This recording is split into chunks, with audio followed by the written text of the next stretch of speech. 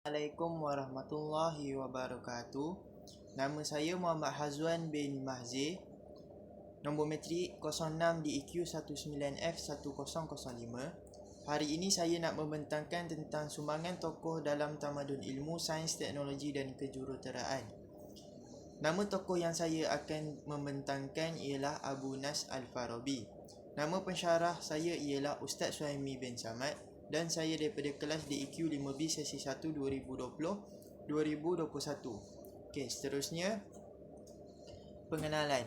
Sains dan teknologi kejuruteraan tidak dapat dipisahkan dengan bidang ilmu dalam Islam. Tradisi Islam adalah untuk melahirkan para saintis berteknologi Muslim yang berakhlak dan beriman. Sains Islam berasaskan wahyu dan akal, penyelidikan dan penemuan yang menggunakan kaedah-kaedah tertentu yang tidak bercanggah dengan syarak. Sains dalam skop yang luas bermaksud ilmu-ilmu yang diperoleh secara sistematik berdasarkan pengalaman deria yang dapat dibuktikan secara objektif. Dalam bidang sains, sains ialah satu usaha manusia untuk menghuraikan sesuatu dengan tepat dan secara kuantitatif mengenai alam tabi dan perjalanannya melalui pengamatan. Hipotesis dan eksperimen yang benar. Antara konsep dalam sains ialah hukum, sebab dan akibat. Dalam hal ini, sains dan Islam sama-sama berpegang kepada prinsip bahawa alam ini bersifat konseptual, iaitu sesuatu yang boleh difahami dan dimengerti. Terdapat beberapa tokoh Islam yang telah banyak membantu dalam tamadun ilmu sains, teknologi dan kejuruteraan yang patut kita banggakan sebagai umat Islam. Seterusnya, ini ialah gambar tokoh Abu Nasr Al-Farabi 870 hingga 950 Masihi. Seterusnya, biodata Abu Nasr Al-Farabi. Nama sebenar Al-Farabi ialah Abu Nasr Muhammad bin Turkan bin Al-Uzalah Al-Farabi. Beliau dikenali dengan nama Al-Farabius di Barat. Beliau berketurunan Parsi. Beliau mendapat gelaran Al-Farabi kerana kelahirannya di Farab yang juga disebut Kampung Utrar. Daerah ini dahulunya termasuk dalam wilayah Iran, namun kini termasuk ke dalam wilayah Republik Uzbekistan yang merupakan daerah Turkistan Rusia. Bapa beliau merupakan seorang jeneral yang memiliki posisi penting di Parsi, manakala ibu beliau berdarah Turki asal. Berdasarkan catatan dari Awaruddin Harahap yang bertahun 1981, Al-Farabi dilahirkan pada tahun 258 Hijrah bersamaan 870 Masihi di dalam keluarga yang berada dan dipenuhi dengan kesenangan. Tetapi kehidupan beliau tidak dipengaruhi dengan kemewahan, bahkan beliau lebih suka memikir perkara metafizik walaupun berada dalam bidang fiqh yang membolehkan beliau menjawat jawatan kadi, tetapi bidang itu tidak memberi kepuasan kepada dirinya.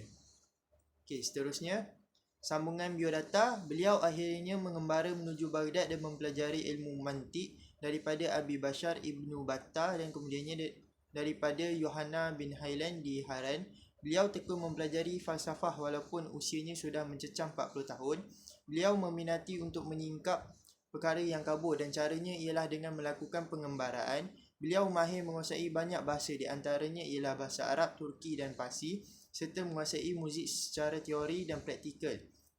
Diriwayatkan beliau tidak mengambil berat masalah dunia seperti pakaian, tempat tinggal, bahkan beliau telah meninggalkan jawatan kadi yang disandang di negerinya. Beliau selalu keluar waktu malam bagi mencari tempat-tempat berpokok dan berair bagi membaca dan mendengar muzik. Okey, seterusnya sumbangan Abu Nasr Al-Farabi. Sebagai seorang ilmuwan, Al-Farabi banyak mencurahkan ilmu dan hasil kerjayanya dalam bentuk buku. Malangnya banyak buku ini telah hilang. Hanya 117 buah buku karangan Al-Farabi dapat dikenal pasti. Daripada jumlah itu, 4/3 adalah buku logik, 11 adalah metafizik, 7 adalah etika, 7 adalah sains politik, 17 adalah buku muzik, perubatan dan sosiologi, manakala 11 lagi dalam bentuk ulasan.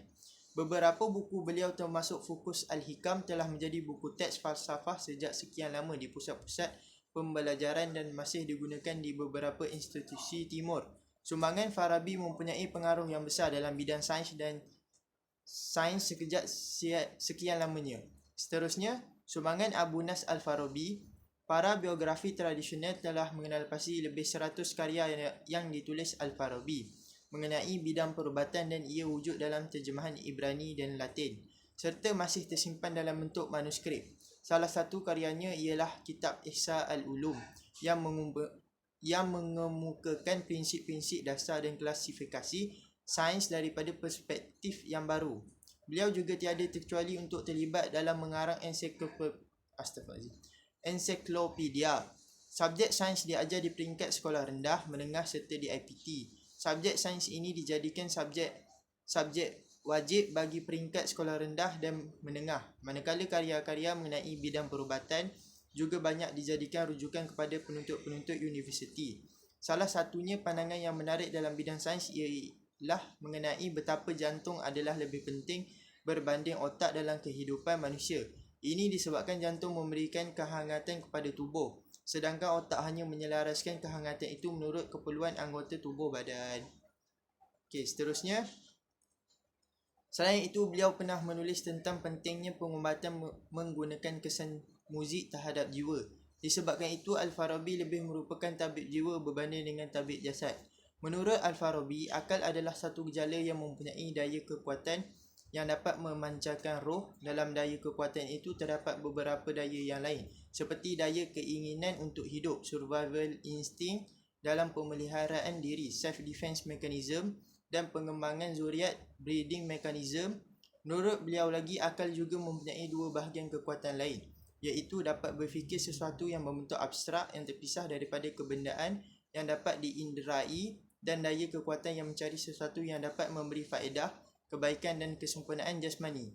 Daya kekuatan yang kedua ini akan hancur jasad di telan bumi, sedangkan daya kekuatan yang pertama akan dibangkitkan bersama roh pada hari kiamat. Okey, seterusnya. Sumbangan Abu Nas Al-Farabi dalam falsafah. Sebagai pembangun sistem falsafah, ia telah membaktikan diri untuk renungan, menjauhkan diri dari dunia politik walaupun menulis karya-karya politik yang monumental. Ia meninggalkan risalah penting. Falsafahnya menjadi acuan pemikiran ilmiah bagi dunia barat dan juga timur. Selama sepeninggalannya, Al-Farabi hidup di tengah kegoncangan masyarakat dan politik Islam. Pemerintah pusat Abbasiyah di Baghdad sedang berada dalam kekacauan di bawah pimpinan Khalifah Radli Muttaqi Mustafi. Pada ketika itu, kemunculan negara-negara di daerah yang mengambil alih kekuasaan. Al-Farabi dengan cemas hati melihat perpecahan khalifah dan kemunduran masyarakat Islam. Seperti yang dinyatakan, beliau tidak aktif dalam bidang politik, tetapi tetap memberikan sumbangan pemikiran dengan menulis buku politik untuk memperbaharui tata negara. Pembaharuan itu menurutnya hanya dapat berhasil apabila sudah berakar kukuh dalam asas falsafah. Okey, seterusnya, karya Al-Farabi yang terkenal, Makalah fi Ar-Raddi ma ba'da Al-Tabi'ah. Yang kedua, Ihsa Al-Ulum. Yang ketiga, Kitab Ara Al-Madinah Al-Fadilah. Yang keempat, Kitab Tahsil Al-Sa'adah. Yang kelima, Risalah fi Al-Aqd. Yang keenam, Al-Talikat. Yang ketujuh, Risalah fi Masail Mutafarikah. Okey, seterusnya, kesimpulannya, Al-Farabi merupakan seorang tokoh falsafah yang sangat ulung dan ilmuwan yang hebat. Banyak pemikirannya masih relevan dengan perkembangan kehidupan manusia hari ini. Al-Farabi juga merupakan seorang tokoh falsafah yang serba boleh. Manakala pemikirannya tentang tamadun, ilmu sains, teknologi dan kejuruteraan telah banyak dikaji dan dibincangkan di peringkat universiti untuk mencari penyelesaian dan sintesis. Banyak pemikiran Al-Farabi diambil daripada Aristotle, tetapi Al-Farabi tidak mengambil mudah sahaja dalam mengkaji pemikiran Aristotle. Beliau sentiasa dikaitkan dengan Al-Quran dan hadis, seperti pendapat Aristotle yang menyatakan bahawa dunia ini adalah kekal.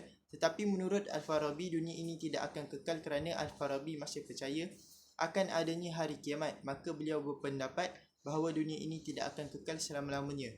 Sumbangan Al-Farabi memberikan pengaruh besar dalam bidang sains, falsafah dan ilmu pengetahuan berkurun lamanya.